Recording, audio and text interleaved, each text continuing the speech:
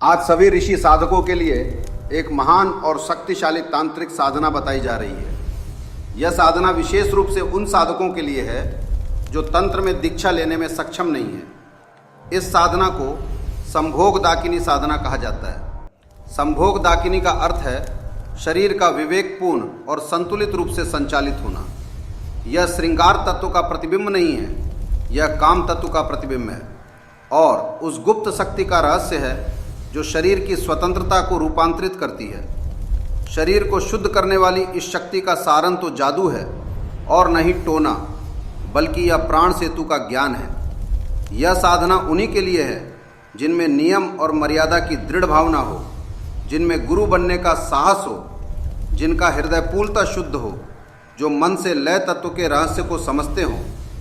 यह साधना भोग के लिए नहीं, बल्कि मानव के रूप में जागृत जीवन जीने वालों के लिए है। साधना का स्थान, यह साधना गांव या घर में नहीं करनी चाहिए। पुरुष इसे वन या शमशान में करें। स्त्रियां इसे नदी या नदी तट पर कर सकती हैं। स्त्रियां चाहें तो घर के किसी पूर्णतः गुप्त स्थान में भी कर सकती हैं। साधना का समय, यह साधना मध्य रात्रि में की जाती है, अतः समय है रात्रि 12 बजे से 3 बजे तक। यह मंत्र देवी को प्रसन्न करने के लिए है। ध्यानपूर्वक सुनिए। आवाहन मंत्र: ओम क्रीं क्रीं श्रूं भुगेश्वरी डाकिन्यै नमः। ज्वाला ज्वाला रसस्वरूपिणी मम शरीर मधु प्रवेशे प्रवेशे स्वाहा। इस मंत्र का प्रतिदिन 108 बार जप करें। 11वीं रात्रि को डाकिनी देवी का विधि पूर्वक पूजन करें, पवित्र भाव, शुद्ध आचरण और आंतरिक साधना के साथ। साधना विधि संक्षेप में, यह साधना बिंदु मंत्र के जप पर आधारित है। हृदय में स्थित बिंदु का गुप्त जप करें कल्पना द्वारा। ललाट पर दीपक की भावना रखें। बिंदु को कमल पर स्थित माने। इस भाव से आवाहन करें: हे काम ज्वालेश्वरी डाकिनी, मेरे शरीर में जो शक्ति है, मेरे श्वास में जो अग्नि है, उसे अपने में समाहित कर लो। यह साधना केवल शैक्षिक उद्देश्य से बताई जा रही है।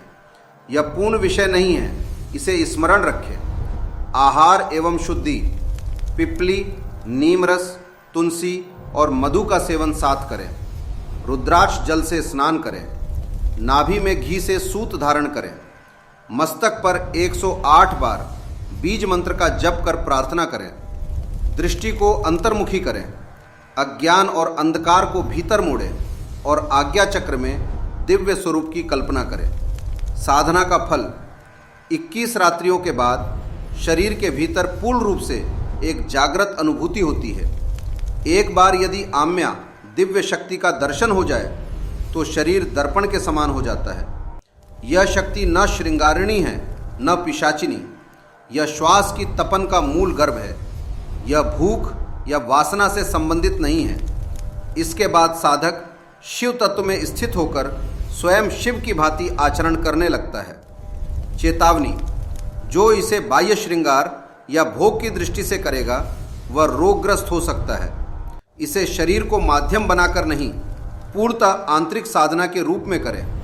किसी प्रकार के बाह्य जादू या क्रिया से नहीं, बल्कि तत्व गर्भ और गर्भ तत्व से करें। यह साधना धारण करने वाले के लिए वरदान है। यह एक अद्भुत, दिव्य और परम शक्ति का स्वरूप है।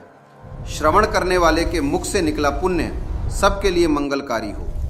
सर्वे जना सुखिनो भवन्तु।